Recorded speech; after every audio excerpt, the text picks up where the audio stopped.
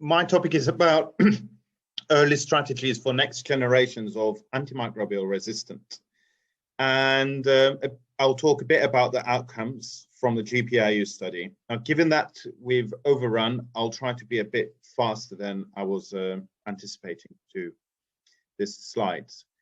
I want to be a bit controversial here, and instead of talking about next generations of AMR, I want to rule that out and just say that we're dealing with a severe situation, antimicrobial resistance, that actually has always been there in the nature.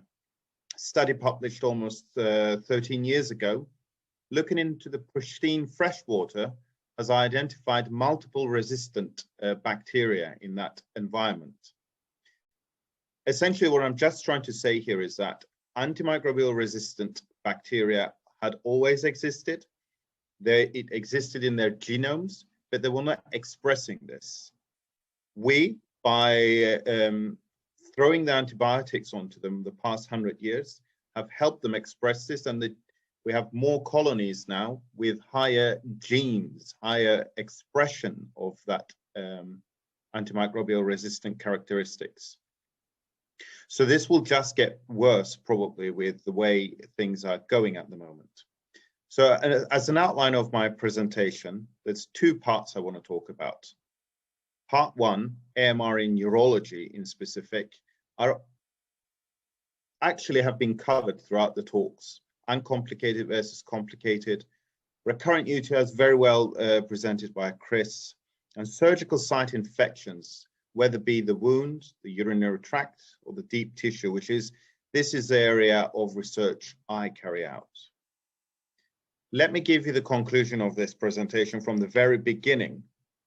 To tackle antimicrobial resistance, there is no magic wand that's going to come and provide the solution.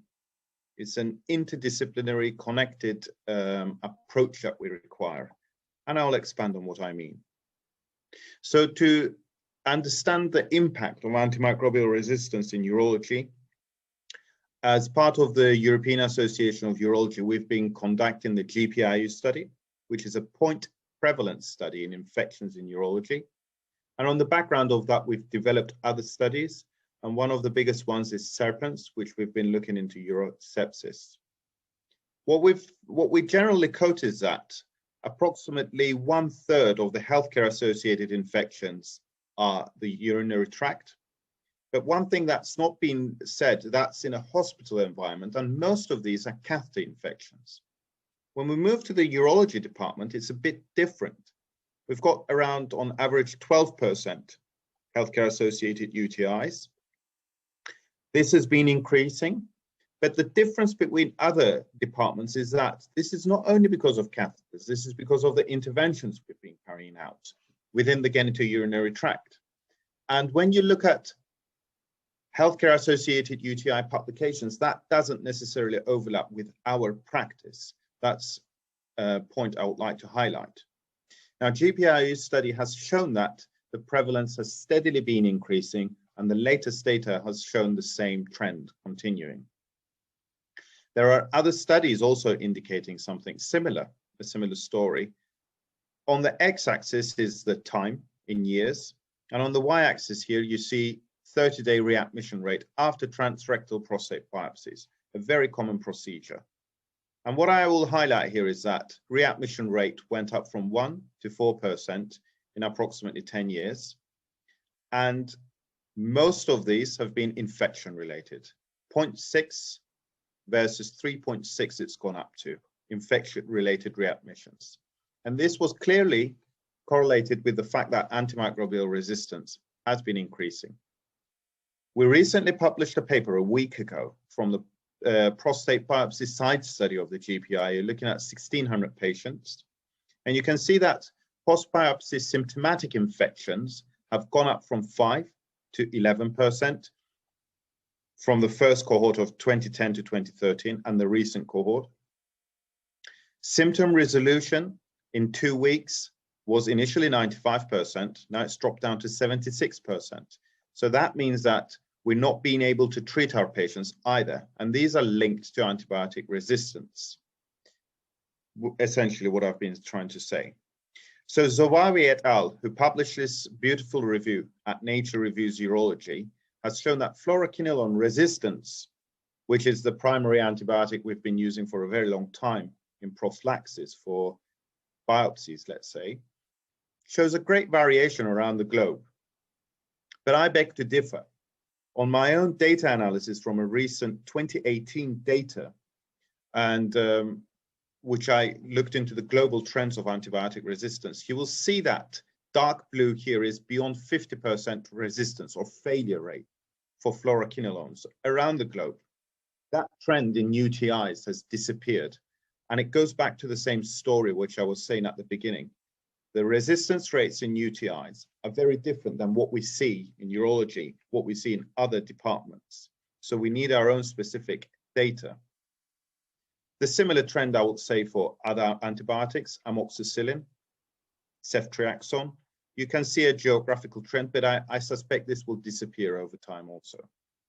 One thing I also showed through this global data set is that if you're using a data-driven antibiotic selection versus empirical treatment without looking at your data, which is this plot I show on the left side, meaning that you're around 50% likely to get it wrong for severe infections. Whereas if you look into your data and have a data-informed antibiotic selection, that drops down to 20% in some instances. So actually, you can reduce inappropriate antibiotic usage by almost 30–40% by just looking at your data. Another thing I want to bring your attention to is that the routine prophylactic antibiotic administration rate for a procedure like cystoscopy, diagnostic cystoscopy here. And you can see throughout the globe that there is a great variation, but it's at least 40% routine antibiotic administration, which should actually be zero, because these are uncomplicated patients we have looked at. So that's the part of the difficulty we're dealing with. And everyone touched onto urosepsis. The prevalence of urosepsis we see in urology is around 1.5% after we carry out procedures. And I want to bring your attention to multi-drug resistance here, and I'll link it to urosepsis. Now, when we're talking about resistant bacteria, it's not only that they're resistant nowadays to a single antibiotic, which is the not MDR group, even if they are resistant. You have multi-drug resistance, extensive drug resistant nowadays, and even pan-drug resistance in some occasions, thankfully very rare. And through the GPIU study, we have shown that these risk factors, such as previous hospitalization, usage of antibiotics, history of UTI, and Charlson Comorbidity Index are all likely to increase the chances of having a multi-drug resistant urosepsis.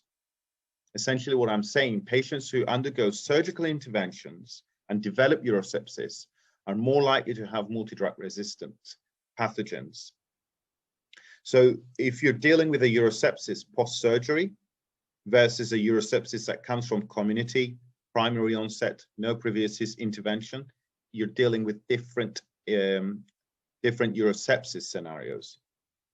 And that was a big problem. We were trying to understand what's the impact on the patient outcomes. Therefore, we did the SERPENS study, which is the epidemiology of urosepsis.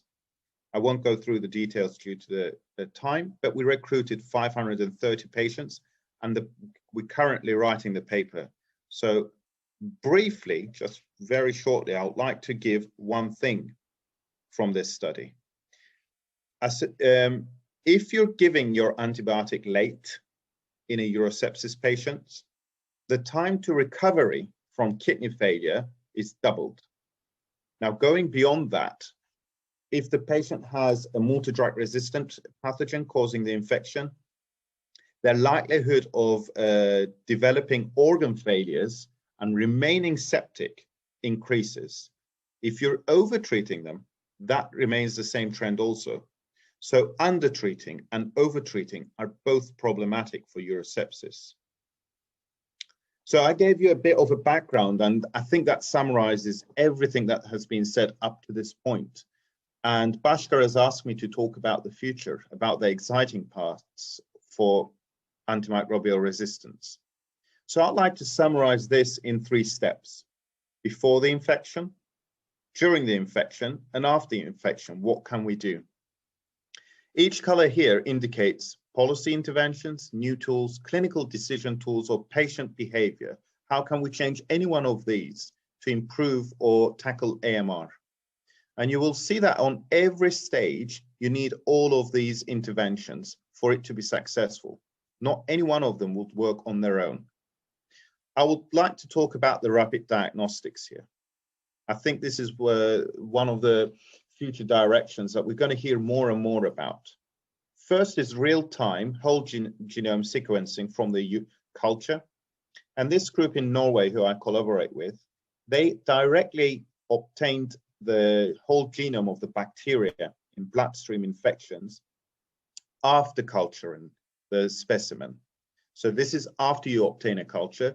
Roughly speaking, within 18 to 21 hours, they will know what the pathogen is. And within 19 to 22 hours, they will know what the susceptibility profile is. So this gives you a time advantage in dealing with a condition like sepsis of 3 hours. You will know the pathogen, and it's a time advantage of around 24 hours in knowing the susceptibility profile. A group in England, David Livermore in Nottingham, he looked at whole genome sequencing, came directly from the urine this time. And they actually managed to sequence the pathogens within 7 hours. And with some calibration, they can even drop that down to 4 hours. They have a very high accuracy in detecting the pathogen, but not detecting the susceptibility profile. Now, each one of these on their own are very useful, and how we integrate this into clinical decision-making will be studied in the future. In terms of how do we utilize our existing data, which I said is quite important for us as urologists to deal with UTIs and resistant pathogens, you need a system that is protocolized, has a standardized data collection approach, and has a good IT platform. And for UTIs, unfortunately, this does not exist, apart from the GPIU study we have been conducting. And now we're going to expand on this. And as I said before, I just want to highlight this again, which is very important, I think.